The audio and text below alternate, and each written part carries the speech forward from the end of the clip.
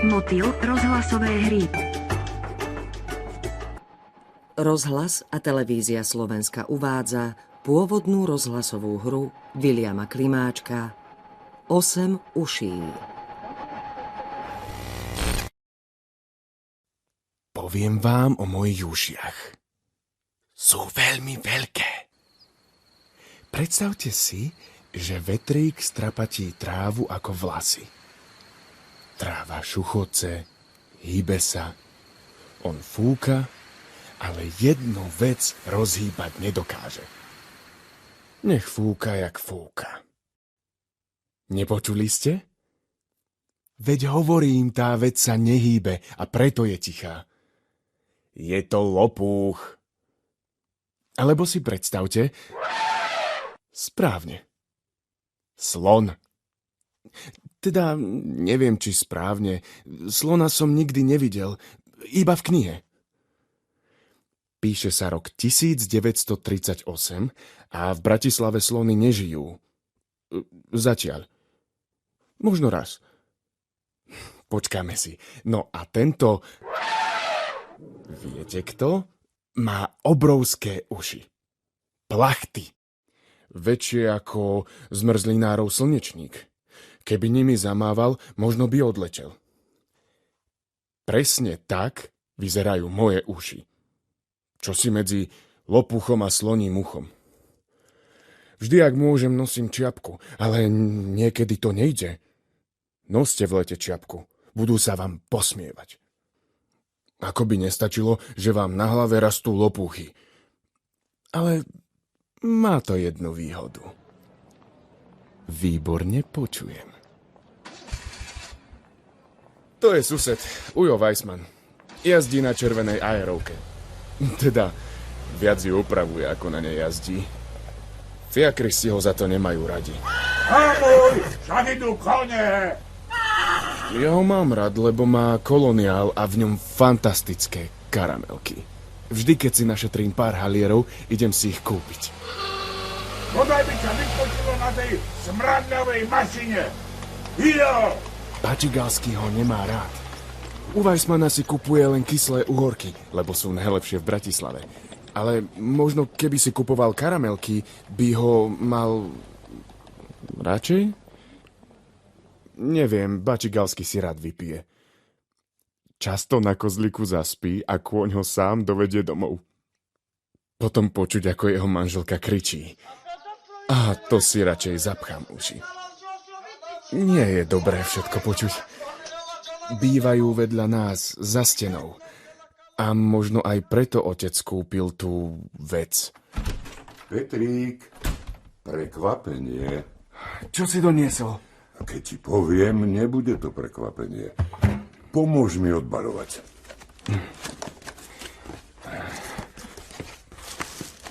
Telefunken? Rádiopríjimač. Zapojíme ho do zásuvky. Svieti. Toto sú slúchadlá. Daj si ich na uši. To je krása. Ako by mi hrali v hlave. Teraz sa už môžu hádať, koľko chcú. Zdravíčko.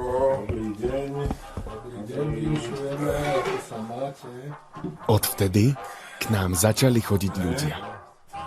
Otcovi kamaráti. Hovorili si rádiokoncesionári. Poskladali sa na ten rádiopríjimač. Otec dal najviac, preto je u nás. Chodia pár dní do týždňa počúvať. V strede stolíka na čipkovanej dečke stojí rozsvietený telefunken. Pozerá na nich svojim okom a vedú z neho drôty so slúchadlami. 6 ľudí si ich nasadí na uši a počúvajú. Svetelné oko hľadí ako malá spokojná chobotnica, tenučké chápadlá má položené na ich hlavách a oni pokyvujú a tvária sa strašne vážne. To je na dospelých divné, že sa vždy tvária strašne vážne. A že počúvajú rádiožurnál. Keby počúvali hudbu, František Krištof Veselý by im hneď zlepšil náladu.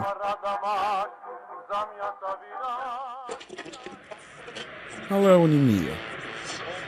Počúvajú radšej politiku. Ich bin Nationalsozialist und als solcher gewohnt, Všade sa strašne kričí. Angreifer sofort zurück. To je problém sveta, že sa prestalo hovoriť a začalo sa kričať. A rádio môže robiť, čo chce. Môže vysielať krásnu hudbu, aj pesničky, prostonárodné rozprávky, aj pekné básne. Ale keď niekto kričí, už nič iné nepočuť. Dnes, keď sa v nejakej krajine začne kričať, roznesie sa to rádiom do celého sveta. Rádio je strašne rýchle. Predtým trvalo, kým sa taký krik dostal až k nám. Bolo treba napísať o tom do novín, noviny vytlačiť a potom ich predať, kúpiť, prečítať. A dnes stačí len zapnúť telefunken. Toho nemusíme počuť. To je čo? V rádiu majú prestávku. Nemôžu stále hovoriť, veď by zachrípli. Keď budem veľký, budem v rozhlase hrať na klavíri prestávky. To by som dokázal, mám šikovné prsty. Krásne povolanie, sedieť v štúdiu a hrať dookola to isté. A možno by mi dovolili aj vymýšľať. Možno raz zložím nejakú pesničku. Horí? To je len cvičenie, letecký poplach. Písali v novinách. Skúšajú sirény. Otec, bude vojna? Československo má najlepšie pevnosti na svete. Stavali ich podľa Mažinotovej línie a tá je neporaziteľná. Sudety sú chránené bunkrami. Tadiaľ Nemci neprejdú. Aj za Bratislavou máme bunkre. Videl som v Petržalke. Boli sme s chalami na bicykloch a v poli stála pevnosť a vedľa nej vojak s puškou. Mal bodák. Vieš, veci sa niekedy dejú ináč, než by sme chceli. Ale myslím, že ak Hitler zaútočí, pár týždňov sa ubránime a zatiaľ nám prídu Francúzi a Angličania na pomoc.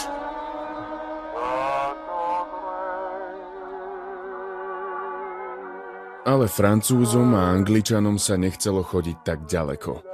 A preto išli len kúsok, do Mníchova, kde s Hitlerom podpísali dohodu, že si môže nabrúsiť nožík a odrezať si z Československa, koľko len chce.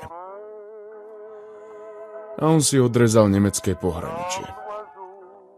Tak sme prišli o bunkre, ktoré boli zrazu k ničomu, a aj o spojencov, ktorí nás vymenili za chvíľu pokoja. Asi boli tiež k ničomu. Mal z toho byť večný mier, ale večnosť trvala len pár mesiacov. V Bratislave už neboli najhlučnejšie električky ani autá a aerovka pána Weissmana už vôbec nie. Asi na nej prestal jazdiť, lebo som ho už mesiac nevidel. Kone si oddychli len na chvíľu, lebo najhlučnejšie zrazu boli čižmy. Trochu som sa ich bál, ale len trochu. Vymyslel som ako na to. Stačí si rýchlo zakrývať a odkrývať uši. Takto. A čoho ste sa báli, je zrazu smiešne. Odiel! Spievať! Zarúbaj do krve, nebude to poprvé. Pokiaľ to pak na Slovensku bude. Peter, čo si robíš s ušami? Kvákanie. Aké kvákanie? Rýchlo si zakrývaj uši ako ja. Nemám na hlúposti čas, Peter. Peter, počúvaj ma. Vieš, kto pochodoval vpredu? Bačigalský. On už nie je fiakrista. Zatvor oblok. Prečo má čiernu uniformu? Teraz je gardista. Mne sa tá uniforma páči. Ty nebudeš gardista? Čo som urobil? Prečo si ma udrel? Prepáč, stratil som nervy. Keby žila mama, toto nikdy nedovolí. Peter! Peter! Pán Weissman. Pán Weissman? Čo by si rád?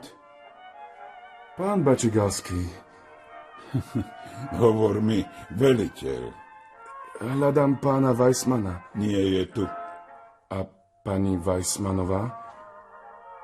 Čo od nich chceš? Karamelky.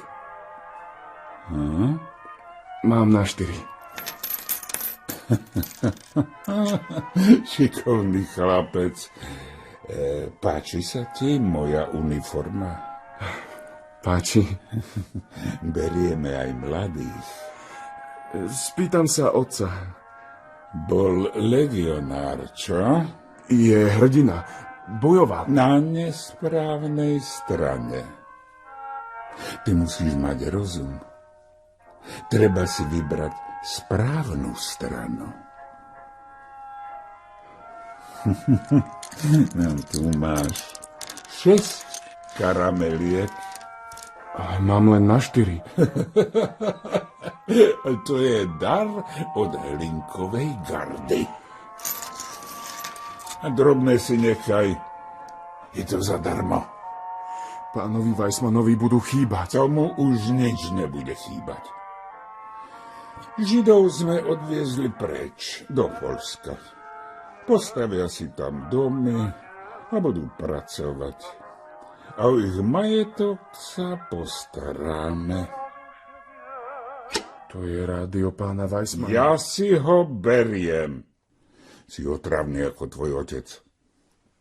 Obchod teraz patrí mne aj s rádiom. Arizoval som ho. Zober si karamelky a vypadni. Od toho dňa Bratislava stmavla. Všade som videl len čierne uniformy. Bola vojna a hralo sa stále viac hudby. Ľudia chodili tancovať, aby zabudli. Vyhrávalo sa v kaviarniach, ale najviac v rádiu. Hrali ako o život. Zdalo sa mi, že čím je na svete horšie, tým viac hudby sa hrá. Ale možno si len vymýšľam, lebo mám veľké uši. Hudba bola dobrá, ale vždy, keď začali vétery rečniť o mocnom nemeckom národe ako o našom priateľovi, otec okamžite vypínal rádio. Ten, kto dal odviesť pána Weissmana, nemôže byť náš priateľ. Ani moji susedia, ktorí sa už nevedeli dočkať, kedy Weissmanovcov odvezú, aby im mohli zobrať nábytok. Pred rokom si našetrili na postele z orechového dreva a zrazu vidím, ako ich kto si na vozíku vezie preč.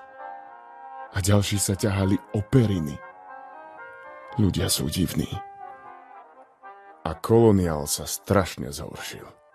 Bol špinavý, v kútoch boli pavučiny, lebo pani Bačigalskej sa nechcelo upratovať. A nemala už ani tie výborné karamelky, len akési kyslé cukríky, na ktoré sa lepili muchy a prach. Peter, zastri okno a zatvor dvere do kuchyne. Zase ideš počúvať. Vraj za to zatvárajú do väzenia. Opri vankúš o záves. Nech ho dobre pritlačí. To nepomôže. Ak má niekto lopuchy ako ja, počuje nás aj cez vankúš. Nemudruj a dones mi stoličku. Londýn? Nie. Bystrica. U nás sa čosi deje. Chlapi hovorili.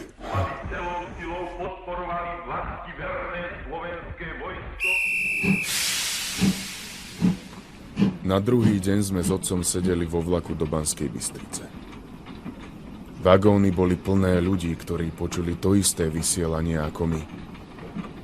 Keby nemali rádio, ostali by doma, lebo noviny o povstaní nepísali.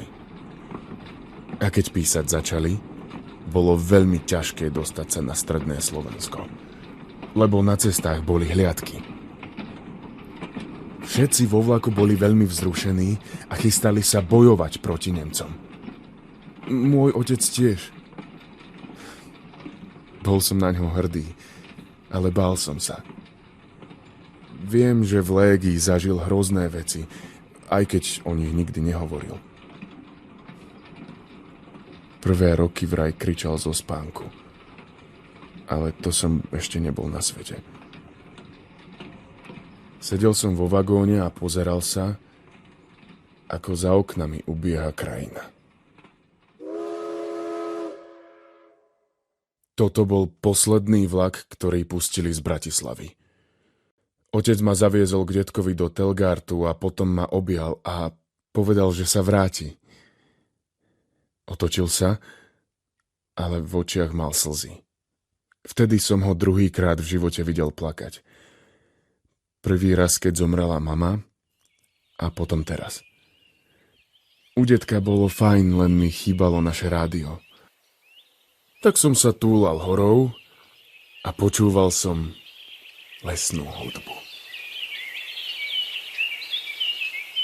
Predstavoval som si, že vtáci sú muzikanti a ja ich dirigujem. Budem dirigentom v rozhlase. Hrať na klavíri cez prestávku sa mi už nechce. Lepšie je dirigovať. Zatiaľ len síkorky a vrabce, sem tam nejakú vranu, ale musím trénovať. Zdvíham vedrá s vodou a nosím ich detkovi, aj keď vodu nepotrebujem. Posilňujem ruky. Taký dirigent musí strašne rýchlo mávať. Narobí sa. Potrebuje silné ruky. Takže idem dirigovať. Raz.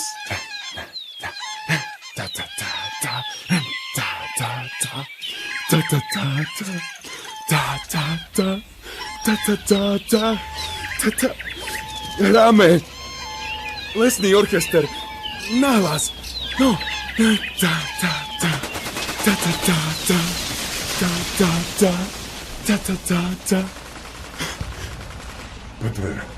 Peter, Otec, ty si prišiel? musíš hneď so mnou. Nemci sem idú s tankami. Idem pre detka. Už je neskoro. Nesmieme ho tam nechať. Peter, už mu nepomôžeme. To nie sú Nemci. To sú gardisti. Pohotovostní oddiel Hlinkovej gardy sú horší ako Nemci. Strieľajú do našich susedov. Bež za mnou. Nezastavuj sa.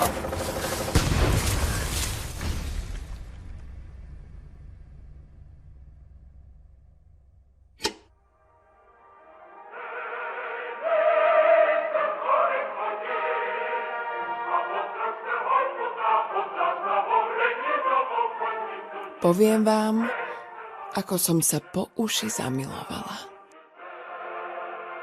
Vypnem to, dobre? Je rok 1955. A všetci stále spievajú, ako sa tešia. Ja im neverím. V práci mám rozhlas po drôte, aj tak nič iné nemôžem počúvať. Rozhlas po drôte je rádio pre tých, čo nemôžu mať rádio. Kedysi sme mali 2, ale zobrali nám ich. Potom všade naťahali telefónne káble, dokonca aj k nám domov. Na stenu zavesili skrinku z bakelitu, na nej jeden gombík a v skrinke jeden program. To je ten rozhlas po drôte. Pustia doň, čo sami chcú. Ale niekedy hrajú fajn. Najradšej mám, keď dávajú Schuberta. Nebýva to často, ale vždy sa zasnívam. Sama som ho hrávala. Potom mi zobrali klavír. Že vykorisťovatelia pracujúceho ľudu nesmú mať klavír. Aká som ja vykorisťovateľka? A naša rodina? Otec mal cez vojnu krajčírsku dielňu a 2 šijacie stroje. Zamestnával ženy z Lazov, tie opravovali šaty, veď bola bieda. A oni boli vďačné, že im dal prácu. No ale po 48. otcovi zobrali stroje aj dielňu a ešte ho aj na rok zavreli, že je vykorisťovateľ. A potom som sa zamilovala. S Jožom sme sa kamarátili od detstva. Naše rodiny mali vedľa seba vinohrady. Náš bol maličký, sama burina, otec ho nevládal obrábať, hoci som sa snažila, stále bolo čo robiť. Jožo mi občas pomohol s okopávaním a ja som zase chodila na jeho zápasy. Hral basketbal. Veľmi sa mi páčilo, že lieta s loptou jak taký aniel. Ani sa nedotýkal zeme a skoro vždy dal kôš. Chodila som k ním počúvať rádio, keď dávali športové prenosy. Tak zo solidarity. A on počúval so mnou koncerty. Zo solidarity. Vlastne z lásky. Lebo ani neviem ako, a boli sme zamilovaní. Jožo sa nikdy netajil, že chce študovať na evanielickej bohosloveckej fakulte. A keď to povedal na gymnáziu, zmaturoval zo všetkých predmetov na 4, hoci bol čistý jednotkár.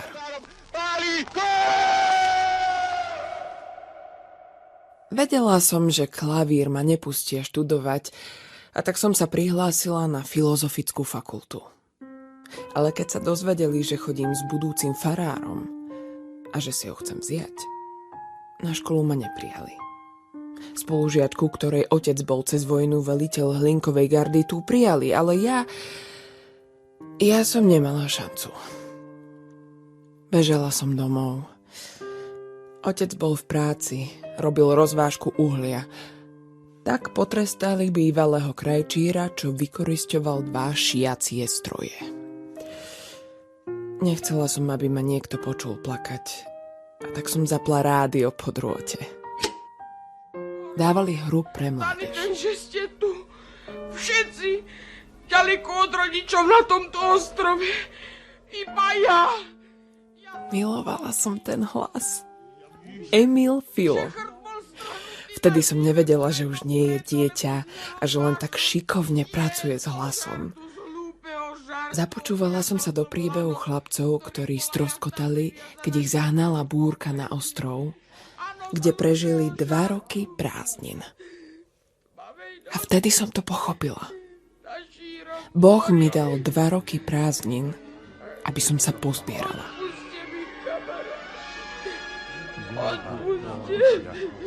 S Jožom sme sa zobrali. On študoval v Bratislave a ja som sa tam prihlásila do vojenskej nemocnice ako laborantka.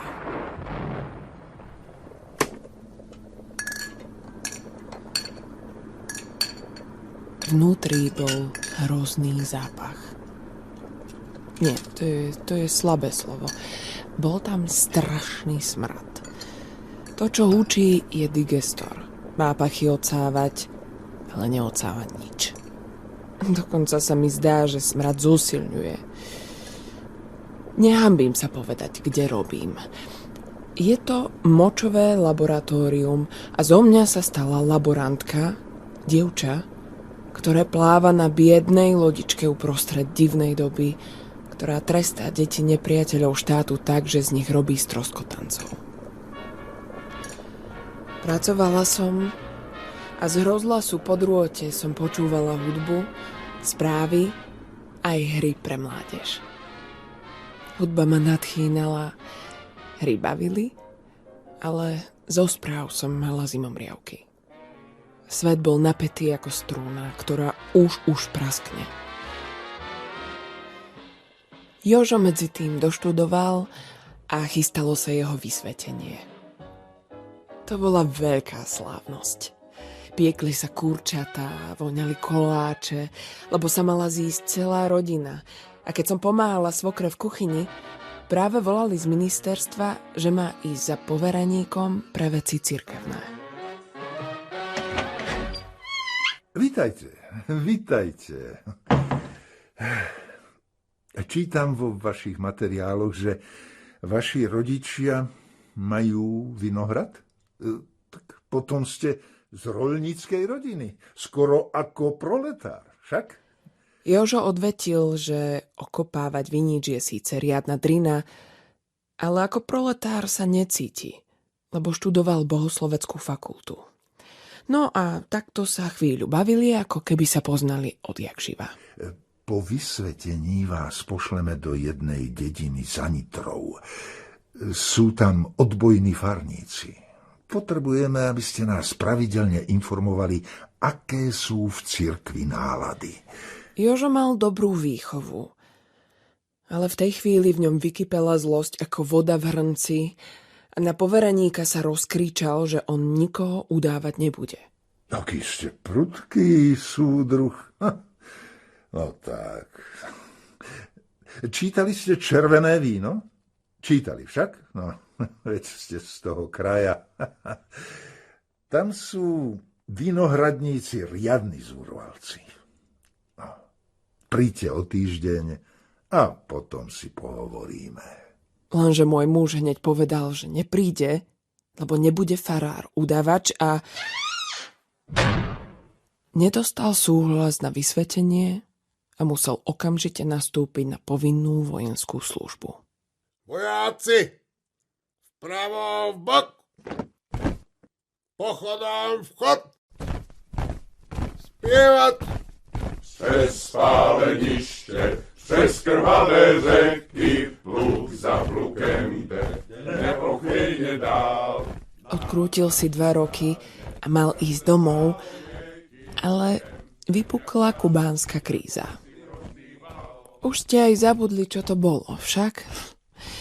Kvôli nej sa skoro začala 3. svetová vojna. Rusi rozmiestnili na Kube atómové rakety, ktoré za pár minút môžu doletieť na americké územie. Všetkých zachvátila panika. Ľudia otvárali staré bunkre z vojny, vynášali z nich haraburdie, lebo sa báli, že ich znova budú potrebovať.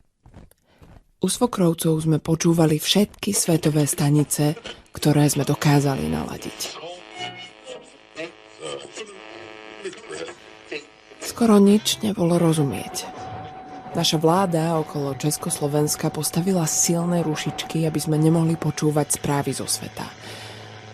Vlastne nám zakázali počúvať pravdu. Pravda si vybrala 2 roky prázdnin. Vlastne oveľa viac. Medzi nami boli rovnakí ľudia ako na celom svete. Zbabelci, aj slušní ľudia, provokatéri, aj vystrašení. Takí, čo naletia na každú hlúposť, no aj tí, čo premýšľajú.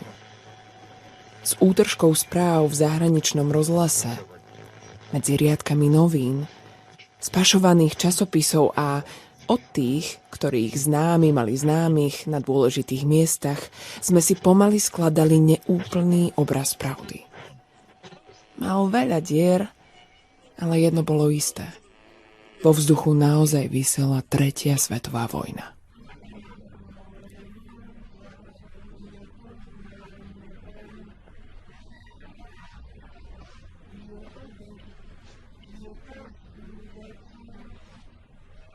Všetci sme žili ďalej, ako by sa nič nedialo.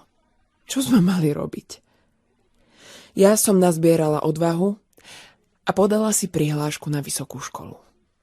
Dostala som z vojenskej nemocnice skvelý posudok, že som politicky spoľahlivá a zriadeniu oddaná. Nečudo. Veď som ho písala sama. Šéfovi sa nechcelo a len to podpísal. Ale je pravda, že som 5 rokov poctivo drela ako laborantka a tak som sa nakoniec stala študentkou filozofickej fakulty. Kvôli kubánskej kríze všetkým vojakom o rok predĺžili službu, okrem tých, čo prijali na vysokú. Jožo poslal prihlášky na všetky školy na Slovensku. Bolo mu jedno, či pôjde študovať fyziku, chémiu, matematiku, hutníctvo, len nech sa dostane z armády. Ale žiadna odpoveď neprichádzala. Veď kto by chcel prijať nevysveteného farára? Odpísali mu len z Vysokej školy múzických umení. Nerozmýšľal veľa a tak sa jedného dňa vyštafírovaný vo vychádzkovej uniforme vybral na prijímacie skúšky do Bratislavy. V komisii sedel výkvet slovenského herectva. Pán Bucký, pán Chudík a mnoho ďalších. Jozef urobil dojem. Mal výborný hlas, veď sa roky pripravoval na kázne, aby ho bolo dobre počuť. A tak ho prijali na VŠMU a môj muž, nevysvetený farár, sa zo dňa na deň stal hercom.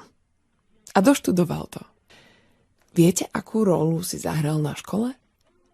Kapitána Nema z tajúplného ostrova. Ani svet sa celkom nezbláznil. Rusi odviezli z Kuby svoje rakety, Tretia svetová bola zažehnaná, nám sa narodil syn a moje dlhé prázdniny sa definitívne skončili.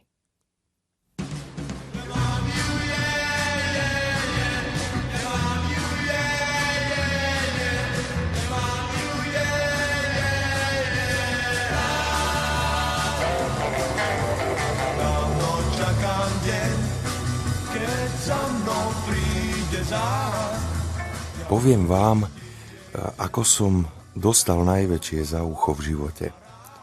Práve sme si s manželkou kúpili chladničku Kalex na splátky.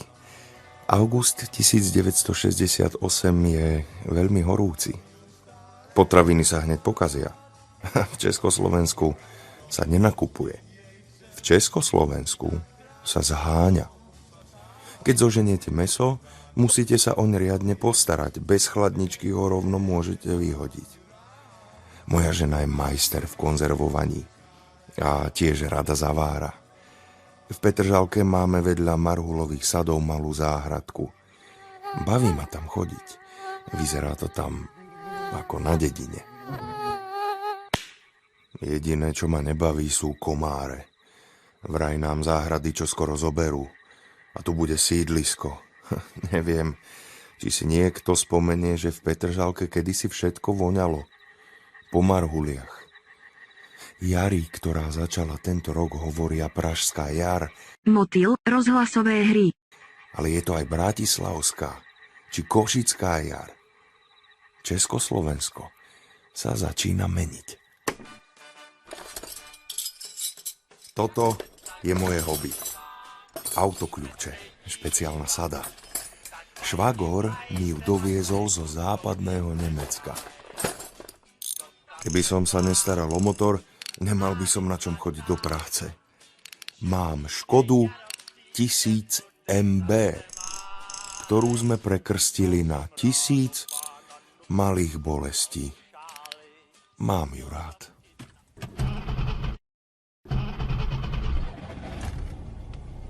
Viem, čo kde klepe a hrkoce. A prečo to klepe? A prečo to hrkoce? Mercedes to nie je to ani Fiat, o Citroene ani nehovorím, ale je to našich 1000 malých bolestí. Ako naša krajina. A my si ich vyriešime sami. 68. rok je rok nádejí. Všeličo sa zlepšuje, otvárajú sa staré prípady, riešia justičné omyly. Nespravodlivo odsúdení sa vracajú z väzenia a v rozhlase aj v novinách prestala cenzúra. Celé Československo dýcha voľnejšie a bolestí je menej. Už iba 999. Ale vážne. Máme strach, či to vydrží. Každý rozhovor sa dnes zvrtne na jedinú otázku. Prídu? Neprídu? Nechajú nás samých vyriešiť si svoje veci. Vždy, keď na Zochovej zaparkujem, pozriem sa na hrad. Je smutný s tými prázdnymi oknami. Vraj pracujú na jeho záchrane. Rozhlasová budova je už pre nás malá. Prerobili ju z bývalej školy. Pracujem ako zvukový technik. Baví ma to. Vždy, keď zacítim vôňu štúdia, mám zimomriavky.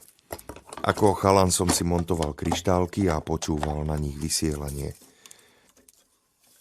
Keď si predstavím, akým obrovským vývojom prešla technika od kryštálu Germánia až po dnešné vysielače, cítim úctu k ľuďom, ktorí to všetko vymysleli. Vždy začínam s ňelkou. Túto mám najradšej. To je poobedná zňelka. Televízia síce vyhrala večery, no dovtedy ľudia počúvajú rozhlas. A po obede pozor zákrutu. Počúvajú aj takí, čo jak žijú nesedeli za volantom.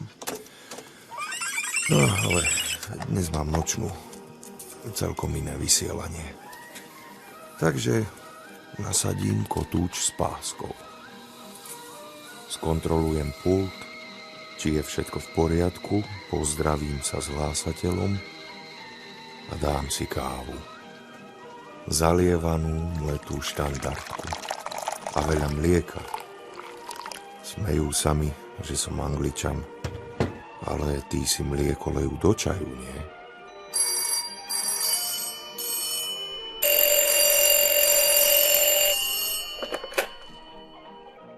Máme prepojiť na Prahu? Mimoriadne správy? Dne 20. srpna 1968 kolem 23. hodiny překročila vojska Sovětského svazu. O chvíľu aj na Zochovej zastavil tank s bielým pásom na pancieri.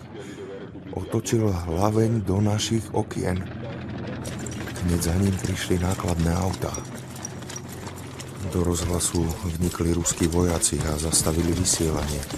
Nevedia, čo majú robiť, tak len vyťahujú káble z prístrojov. Rozstrieľali káblovú hlavu. Velí im major Jegorov, aspoň sa tak predstavil. Po rusky vieme všetci, učíme sa od prvej triedy. Pýtame sa ho, prečo prišli a on povie, že potlačiť kontrarevolúciu. Zatiaľ sa pred rozhlasom zhromažďujú ľudia. Tak sa Jegorova pýtame, či niekde vidí zbrane. Ľudia boli strašne rozčúlení. Ženy plakali, muži nadávali. Nikto nechápal, prečo nás okupujú. Zakiaľ sa redaktori bavia s majorom, pomáham s technikmi vynášať prenosové zariadenie. Vzadu, oknami cez dvor, si ho podávame do mojej MBčky. Už vtedy sme chápali, že rádio nesmie mlčať. Zatiaľ sa na Zochovej zhromaždil obrovský dav. Zo strechy auta k ním hovoril riaditeľ rozhlasu Sarvaš, aj spisovateľ Dominik Tatarka. Snažili sa ich upokojiť, ale v tom hluku nič nie je počuť. Kto si konečne dal do okna reproduktor a oni cez mikrofón oslovili ľudí. Musíme vysielať. Musíme informovať. Nech nikto za žiadnu cenu neprovokuje okupantov. Máme holé ruky. A proti nám stojí obrovská armáda plná vystresovaných chlapcov v uniformách, ktorí ani poriadne nevedia, v akej krajine sú. Tak z náhradnej budovy na Vajnorskej ulici začal ráno o 10:00 vysielať slobodný československý rozhlas. Žiadame všetkých redaktorov, učiteľov, osvetových pracovníkov, nech sa v týchto pohnutých časoch nachádzajú kdekoľvek. Ale budova mala vysoké antény a vojaci nás rýchlo zamerali. Ledva sme stihli újsť. Presunuli sme sa k Rači, na kopec Ahoj, kde bola neskolaudovaná telefónna ústredňa a z nej sme vysielali rozhlasom po drôte. Bez antén. Oveľa lepšie skrytý. Pripájali sme sa cez telefónne linky do každej domácnosti, úradu, školy, továrne, kde mali rozhlas po drôte. A ten bol skoro všade. Šli sme len cez čísla, ktoré začínali pred voľbou, akú mala armáda alebo nemocnice, aby nás nevypli. Začali sme štafetovo vysielať. Chvíľu my, potom iné štúdio, pripojila sa Banská Bystrica. Bumerang lietal po celom Slovensku. No, častokrát sa už kolegovia nepripojili, lebo ich zamerali a našli.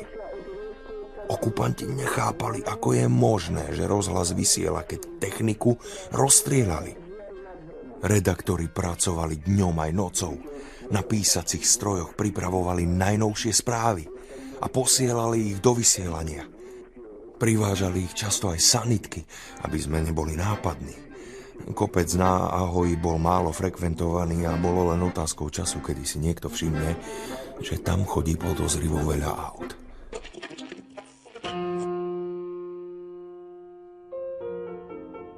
Pred pol rokom daroval rozhlas konzervatóriu staršiu vysielaciu techniku, aby študenti mali štúdio. Teraz sme aspoň mali odkiaľ vysielať. Boli sme ukrytí uprostred bratislavského starého mesta. A keby nás našli, dalo sa uísť cez františkánsku záhradu. Aj kostolník slúbil, že nás pustí cez jezuitský kostol. Mali sme štúdio. Síce so staršou aparatúrou, ale s obrovskou zbierkou gramoplatní. Na 4. poschodí boli klavíry, pod ktorými sme spávali. Kto si doviedol aj zahraničný televízny štáb. Hovorili sme s nimi rukami, nohami. Niekto vedel nemecky, niekto trochu anglicky. Prosili sme ich, aby nás nefilmovali, že budeme mať nepríjemnosti a oni samozrejme, že nás budú brať od chrbta. Občas som chodieval do búdky zavolať žene, že som v poriadku. Takmer sa zbláznila od strachu, či žijem. Koncom augusta v krajine znova obnovili cenzúru a o pár dní nám opäť dovolili vysielať z rozhlasovej budovy. Aparatúru sme rýchlo opravili, no všetko už bolo ináč. Nesmeli sme hovoriť žiadne burcujúce vyhlásenia. Hrala hudba ako predtým, pravidelné relácie išli ako predtým, ale všetci sme cítili, že nič už nebude ako predtým.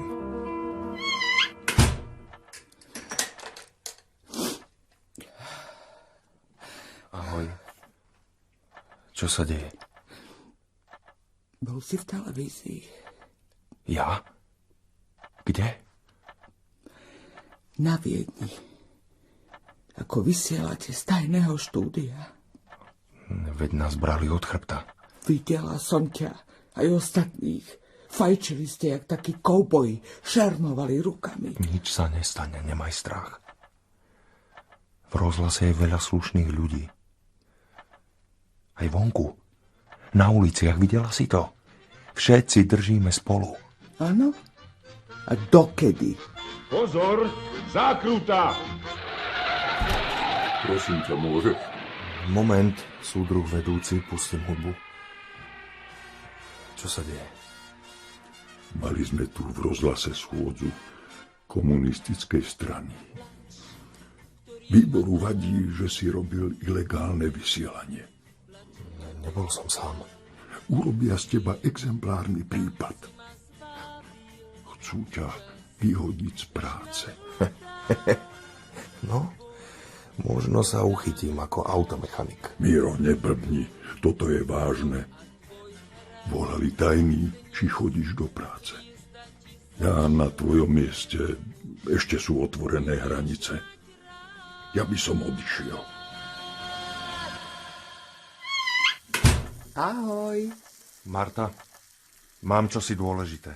A ja. Nevidíš? Toto je naozaj dôležité. Aj toto.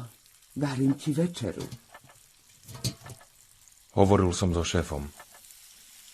Radí nám, aby sme odišli. Kam odišli? Za hranice. Za hranice? Prečo? Možno ma zavrú.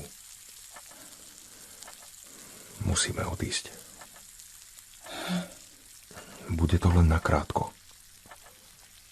Nakrátko? Na pár mesiacov. Na pár mesiacov. Celú noc sme nosili do MBčky veci. Potom sme zavolali niekoľkým kamarátom len tak, ako sa majú. Nikomu sme nič nepovedali, ale myslím, že to pochopili všetci. Ráno o 6:00 som naštartoval 1000 malých bolestí a o pol hodinu sme bez problémov prešli hranice. Colníci v tých dňoch púšťali každého. Vraj komu si dali pečiatku aj na ruku, keď nemal doklady. Ale tá tolerancia už mala o chvíľu skončiť. Vo Viedni sme išli do ORF, do rakúskeho rozhlasu, ktorý nezištne pomáhal kolegom z Československa. Dali nám peniaze na prvé dni a jej provizorné ubytovanie. Vždy som chcel vidieť Viedeň, ale keď som chodil po jej uliciach, nemal som z toho žiadnu radosť.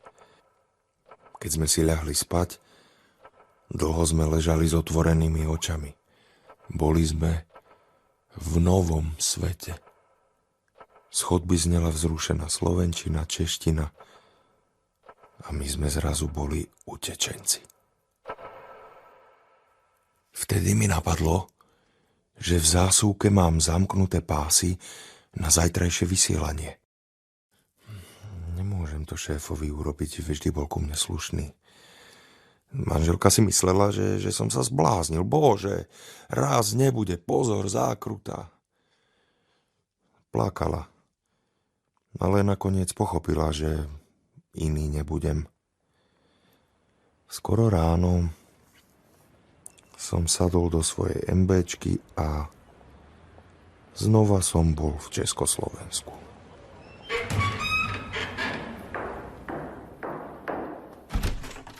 Súdruh vedúci, kľúče od môjho stola.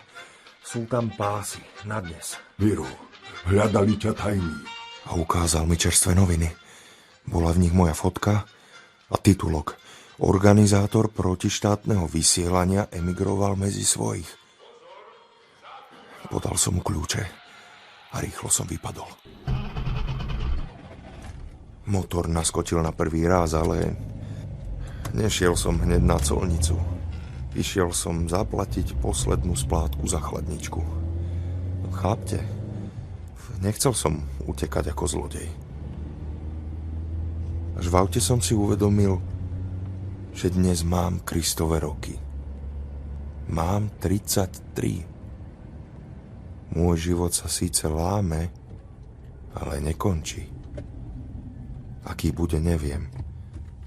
Ale vybral som si ho dobrovoľne. V Rakúsku hneď za rampou som na chvíľu zastal, akože si pretiahnuť chrbát. Ale bolo to len preto, aby som sa ešte raz pozrel na hrad a na Bratislavu. Netušil som, že ju uvidím až o 20 rokov. Často som byl stál pred výkladom s hračkami. Hľadel som na bubny medzi plišovými mačkami. Bol som na chlapec s modrými očami.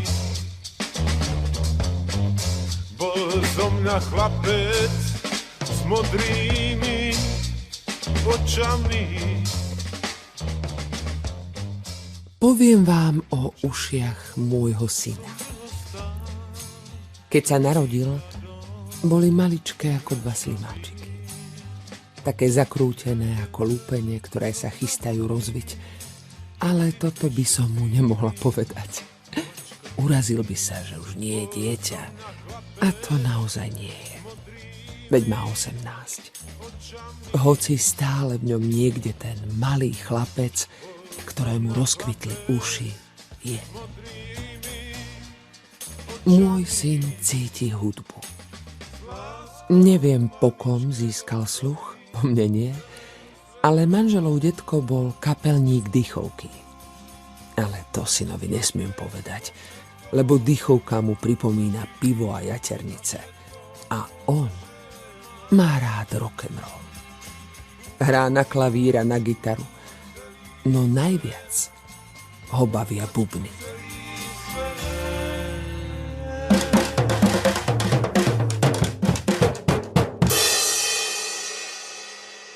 Nedeľné rána sme milovali.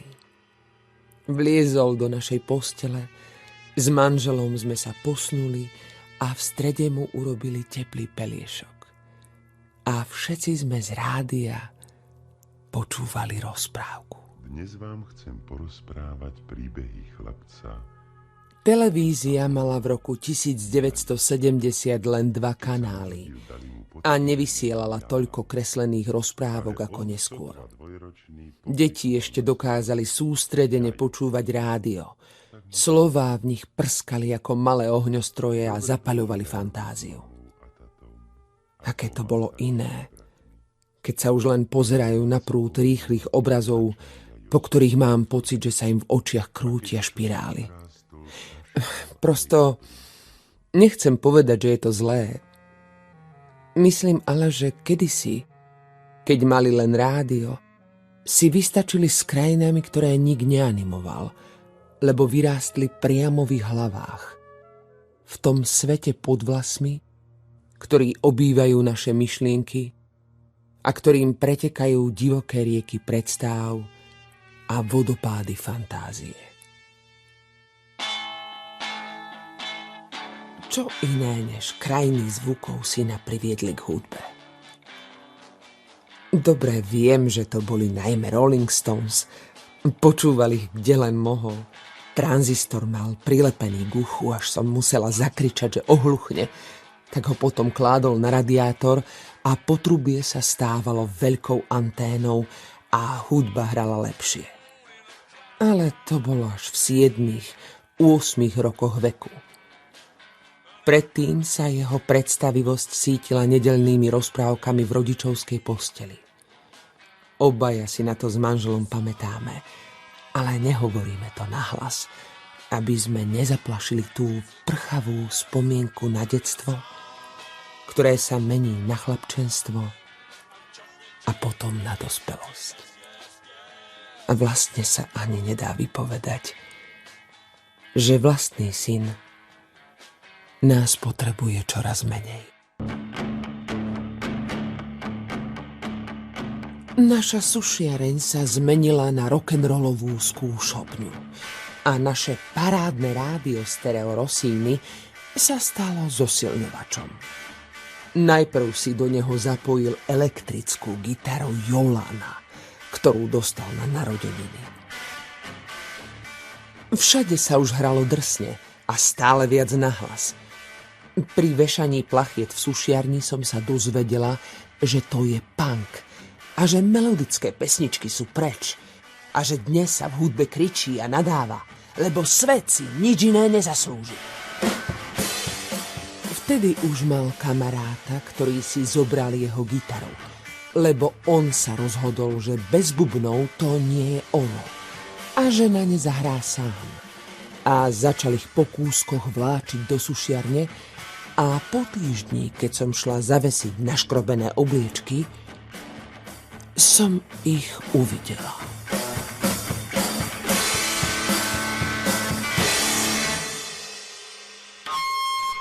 Dalo mi dosť práce nezasmiať sa. Ale všetky matky sveta vám potvrdia, že umenie zachovať si vážnu tvár pre deťmi v nás vypestovala evolúcia, aby sme našich potomkov nebrzdili v nápadoch, ktoré sú spočiatku hrozné, ale nakoniec z nich môže niečo byť. Tie bicie vyzerali divne. Najkrajší bol malý bubon s perleťovým vzorom na boku. Trochu doškrabaný, lebo vraj na ňom hrávali pionieri pri nástupoch, keď vlajka šla na stožiari hore. Jeden pionierský tábor zažil aj syn, tak vedel, ako sa trubači správajú k nástrojom. Myslím, že už vtedy pochopil, že režim, ktorý zosmiešňuje svoju vlajku, všetko len predstiera a jeho slávnosti sú fraška.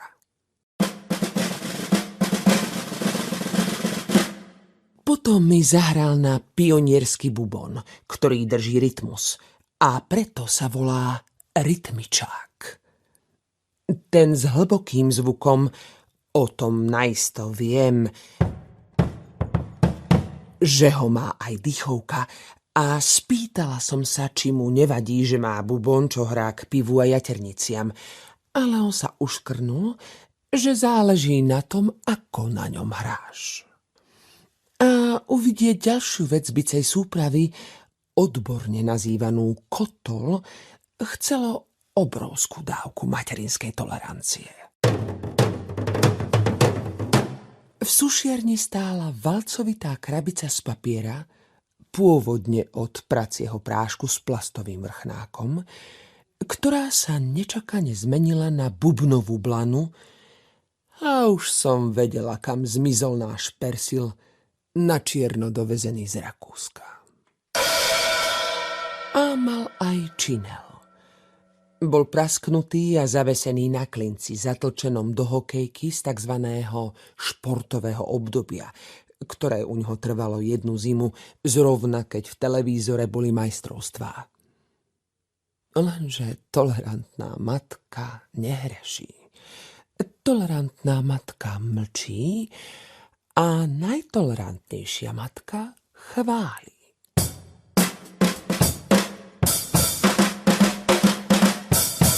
Chváli, že dieťa je tvorivé, hoci aj so škatuľou od prášku, ale zároveň má strach, kam ho tá tvorivosť dovedie. Tie bubny si dobre vymyslel. Zvuk sa ti páči? To máš len na skúšky, že? Nebudeš sa s tým ukazovať. Raz budeš mať naozajstné, neboj sa. Dobre, idem.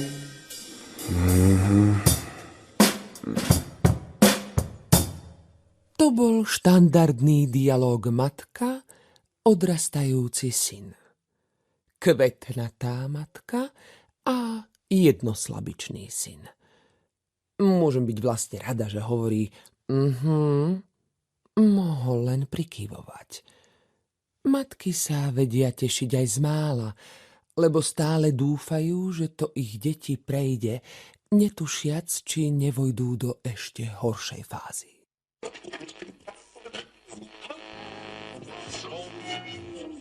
Naše stanice už syna nezaujímali. Riadili sa normami, koľko percent musí hrať hudba z priateľených socialistických krajín a koľko tá zo západu. A najoficiálnejší štátny denník sa volal po zvláštnej substancii, ktorú naše noviny obsahovali len minimálne. Pravda.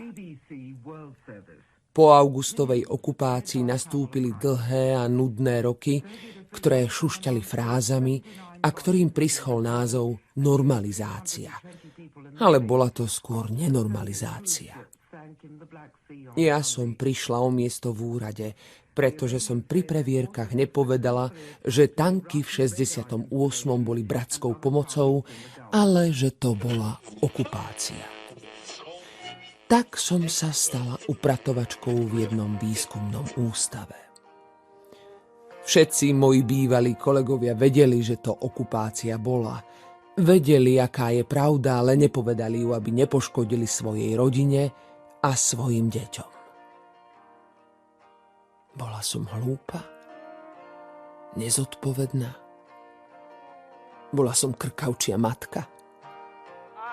Môj syn sa preto nedostal na gymnázium, Lebo to bola výberová škola a tie sú len pre deti spoľahlivých občanov, ktorí si nechajú bratsky pomáhať. Museli ísť na elektrotechnické učilisko a chvíľu som sa aj bála, že ma preto nebude mať rád. Ale našiel si svoju hudbu, ktorá mu naplnila život. A snáď si ešte pamätal, že som ho vždy podporovala. Vtedy v nedeľnej posteli s rannou rozprávkou to s ním bolo jednoduché. Máte pocit, že to tak bude navždy. Do 6 rokov je to s deťmi jednoduché. Ale potom príde škola a zrkadlo menom kolektív. Všade okolo nás bol prevrátený svet. Ináč sa hovorilo doma a ináč v škole a v práci. Pred malými deťmi si rodičia dávali pozor, čo povedia, aby to náhodou nezopakovali v škole. Učila som syna, aby si nechal zvnútra hlavy narásť nové uši. Vnútorné uši.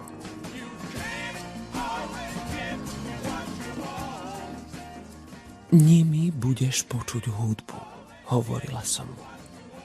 Aj slová, ktoré sú skryté hlboko pod hlukom, ako ryby pod vrstvou ľadu. V hĺbke plávajú odjak živa, ale stojí to námahu počuť ich. Preto nám vyrástli vnútorné uši. Vonkajšími počúvame balast a šum. A vnútornými za ním hľadáme významy. Veľa nám toho uniklo. Boli sme ochudobnení o novinky vo všetkých oboroch ľudskej činnosti.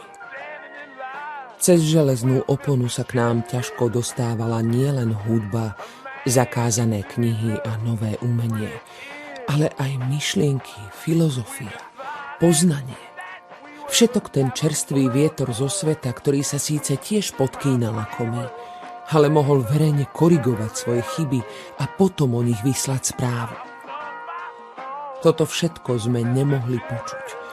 Museli sme si to domýšľať vnútornými ušami.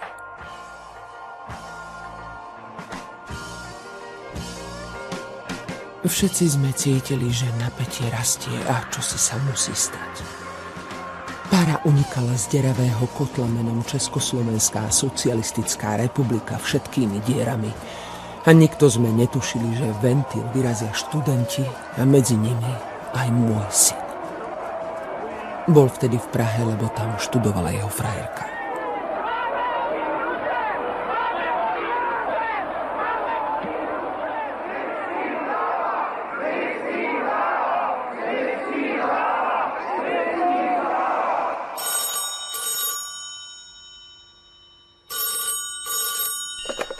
Prosím.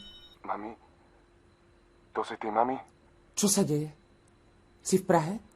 Mami, zbili nás. Preboha, kto? Policajti. Čo ste robili? Nič.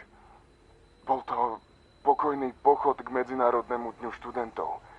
Išli sme cez mesto k Václaváku. Policajný kordon nás zovrel, že sme nemohli dýchať. Dievčatá omdlievali. Marcela mi musela vyliezť na ramená, aby to vydržala. Je v poriadku? Je, neboj sa. Potom nám prehradili cestu. Mohli sme ujsť len cez jedinú uličku a tam nás bili po hlave, po nohách, po chrbte každého, chlapcov aj dievčatá. Aj dievčatá? My sme nič nerobili. Len sme spievali hymnu a išli mestom. Mlátili nás. Všade na dlažbe bola krv, topánky, roztrhané šaty. Niektorí odpadli a ostali ležať. Natočili to. Už to vraj niekde dávajú. Zapni si televízor.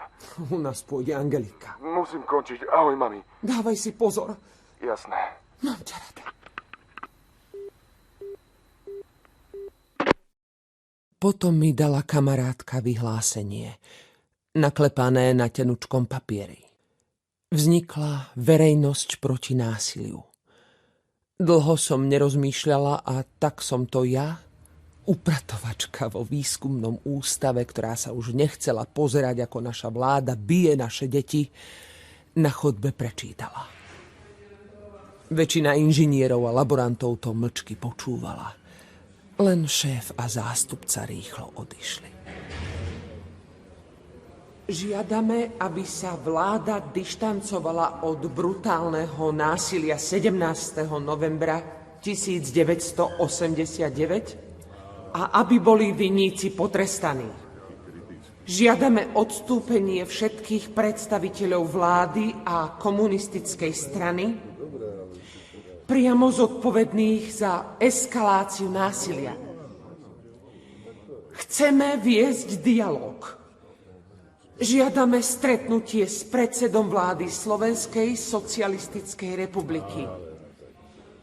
Žiadame okamžitý priestor v tlači aj v televízii. Všetky fungujú z našej práce a z našich daní. Vyzývame všetkých členov komunistickej strany, aby neodkladne zaujali jasný postoj k súčasnej politickej situácii. Myslím, že v mnohých mestách sa čítali podobné vyhlásenia a ľudia urobili zo svojich tiel malý rozhlas, ktorý sa ladil na vlny, o ktorých sme ešte netušili, kam nás privedú. Ale vedeli sme, že po 10 ročiach nehybnosti bude len na nás, aká bude budúcnosť. Začali sa mítingy na námestiach a my sme si tam v mnohotisícovom dave mohli všimnúť, keby sme neboli zaujatí atmosférou slobody, zaujímavých ľudí okolo seba. Napríklad chlapca s veľkými ušami, ktorý sa s nimi hrá tak, že si ich zakrýva a odkrýva. Mohli sme si všimnúť aj mladú laborantku a jej muža vo vojenskej uniforme. Zvonia kľúčmi a tlieskajú. Prosím, vytvorte koridor. A na pódiu prehovorí aj bývalý redaktor nášho rozhlasu, ktorý sa vracia po 20 rokoch do vlasti a hovorí, že sa treba tešiť zo slobody, ale dávať aj pozor na jej zákruty, aby nám zase nezmizla.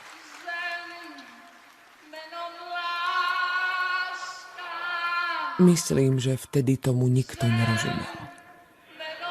Mali sme pocit, že u nás bude už len dobré. A kde si v dave stojí aj môj syn s kapelou. Neviem kde. Nebude predsa stáť vedľa mamy. To je trápne, aby pankáč bol pri mame. Ale hlavné je, že tu niekde stojí. A tak ako ja cíti tú silnú elektrinu sršiacu z davu. Elektrinu nádeje. A nabíja sa ňou na budúce roky, ktoré vôbec nebudú jednoduché.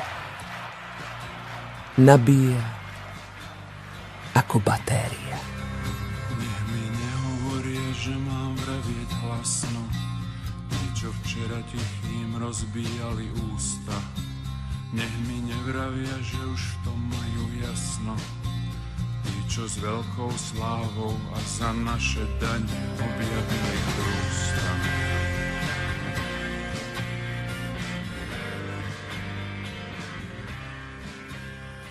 Toto som našiel v archíve. Zvláštna reč a staré piesne. Myslím, že sa tomu hovorilo rozhlasová hra. Dnes, v roku 2038, už málo kto vie, čo to bolo. Mám 2 synov. A keď im skončí školský prenos, vypnú obrazovku a chcú sa hrať v tom novom svete. Ale dohodli sme sa, že do priestoru pôjdu len na hodinu denne.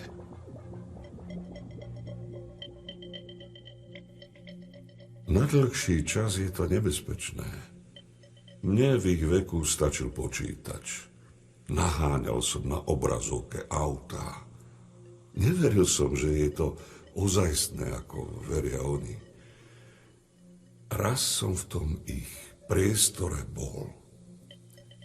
To sa postavíš do priesvitného valca, vyzerá ako sprchový kút, dotkneš sa steny a si v tom.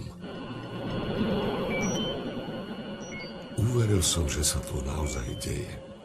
Robil som 20-metrové skoky z mrakodrapu na mrakodrap.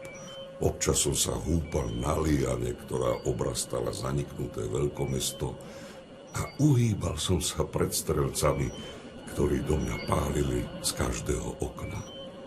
V priestore som prežil len 2 minúty. Pripúšťam, aj my sme sa hrali strieľačky, ale tento ich priestor, boli by v ňom celé dni, zabudli by jesť, spať, až kým by neodpadli od vyčerpania. Už sa to stalo párkrát. Vláda to chcela zakázať. Ale bojí sa, chápete? Premiér, ktorý národu vezme virtuálnu realitu, sa dlho neudrží.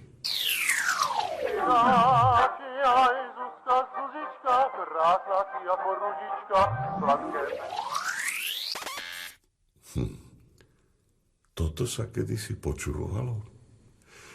Vraj sedávali okolo rádiopríjimača.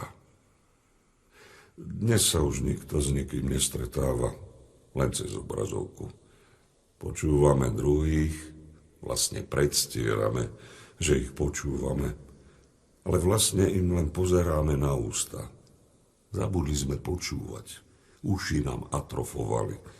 Za to oči sa zväčšujú, lebo celé dny pozeráme na displej, no vidíme stále horšie. Prsty sa nám predlžujú a my len ťukáme. Denne píšem dlhé hodiny bez prestávky. A hlavne čítam. A ničomu, čo sa píše na sieti, už neverím. Dnes by žiadne, ako sa to, povstanie nevzniklo, keby ho niekto oznámil. Denne nám príde aj 100 šialených správ, stále čakáme koniec sveta, nejakú katastrofu. Každý blázon nás presvieča o svojej pravde a skutočný výkrik o pomoc nikto nepočuje. Možno je kdesi v tom balaste schovaná zásadná myšlienka, ktorá by zmenila náš život, ale my blá. Dne 20. srpna 1968 kolem 23. hodiny kto by to bral vážne? Bojíme sa kybervojny. Nebudú horieť naše mestá, ale servery. Spadnú všetky počítače a my sa ocitneme v dobe kamenej. Uverili by sme, že nás okupujú? Je jedno, kto, pre mňa aj Marťania, no uverili by sme? Veď neveríme už ničomu. Denne dostávam najmenej 10 ozaj apokalyptických správ a stovky menej hrozných. Aby som sa nezbláznil, pustím to z hlavy. Je strašné povedať, že aby sme si zachovali zvyšky integrity, nesmieme veriť ničomu, len sebe. Aj tak by sme neuverili, že sú tu nejaké tanky, ako vtedy dávno. Aj keby nám pred oknom preletel fotónový krížnik a légie z Marsu, by obsadili Bratislavu.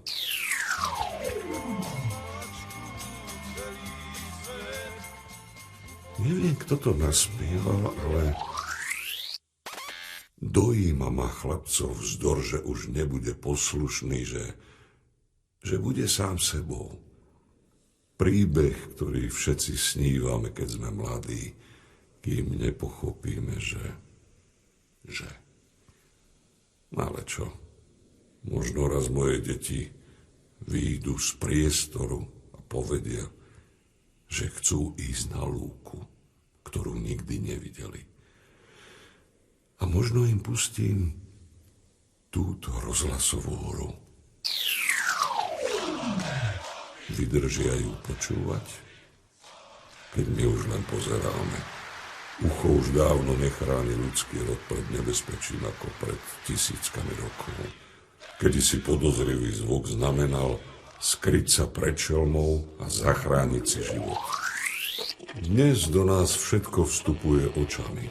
Tváre z obrazoviek, správy, texty, výzvy, varovania, fakty proti faktom, zahltenie informáciami.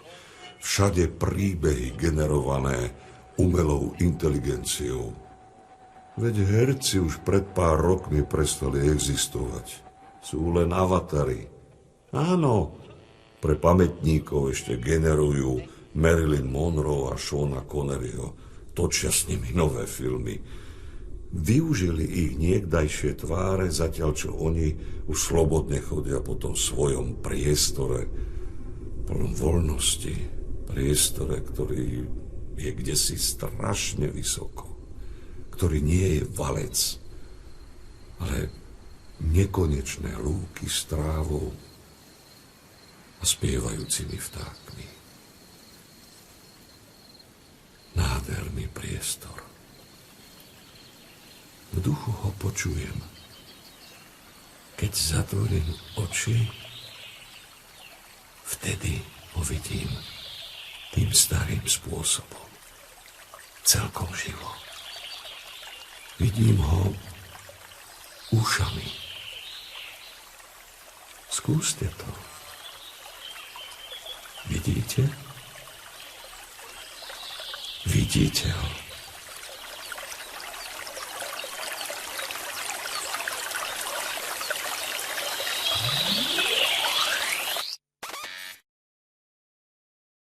Počuli ste rozhlasovú hru 8 uší. Napísal Viliam Klimáček. Účinkovali Eduard Valašík, Dominika Žiaranová, Daniel Fischer, Lucia Hurajová, Dušan Kaprálik, Ivan Romančík, Alfred Svan, Jozef Šimonovič, Helena Geregová, Juraj Predmerský a Jaroslav Rosíval. Hudobná dramaturgia Marek Kundlák. Majster zvuku Stanislav Kaclík. Produkcia Alena Rumanovská a Marcela Stanková. Dramaturgia Beata Panáková. Réžia Jaroslav Rosíval. Rozhlas a televízia Slovenska 2021. Děkujeme za přízeň. Sledujte nás na Facebooku Motýl rozhlasové hry.